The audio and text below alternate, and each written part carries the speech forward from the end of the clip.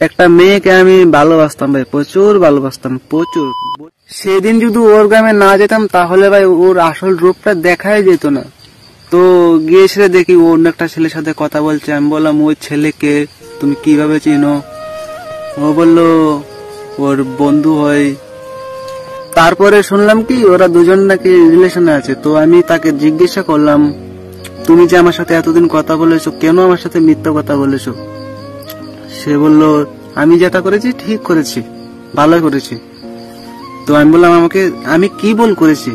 ও আমাকে জিজ্ঞাসা করলো তুই গ্রামের ছেলে, ক্ষেত, টাকা নেই, পয়সা নেই, ওই ছেলের কাছে সবই আছে, টাকা আছে, বাড়ি আছে, সবকিছু আছে, তাই ওকে ভালোবেসে ফেলেছে। তাই ভাই এই জন্যই বলছি কোনো মেয়ে মানুষকে বিশ্বাস করতে নেই। আপনি বিশ্বাস করে ফেলেছেন তো দেখবেন আপনার সাথে বিশ্বাসঘাতকতা করে চলে গেছে।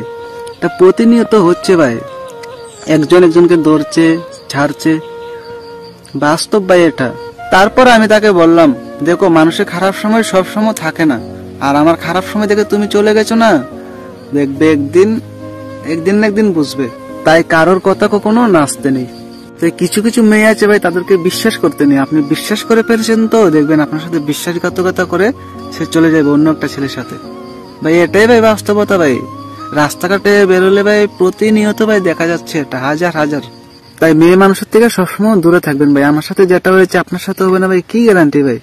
এসবের ভিতরে ভাই আমি আর এখন নেই, আমি একলা আছি ভাই, অনেক ভালো আছি আমি আমার পরিবার নিয়ে। তাই কোনো মেয়েদের পিছনে না ঘুরে, টাকা খরচ না করে ভাই আপনি আপনার পরিবার নিয়ে ভাই ব্যস্ত থাকেন, দেখবেন এই সমাজে ভাই আপনাকে ভালো বলছে।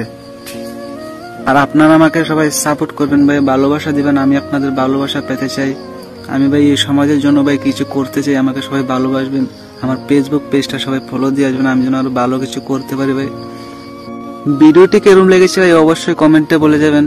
আর যদি কোনো ভুল হয়ে থাকে ভাই সবাই আমাকে মাফ করে দেবেন ভাই। আসলে ভাই এতক্ষণ যে কথাগুলো বলছি পুরো কথাগুলা বানানো নাটক ছিল।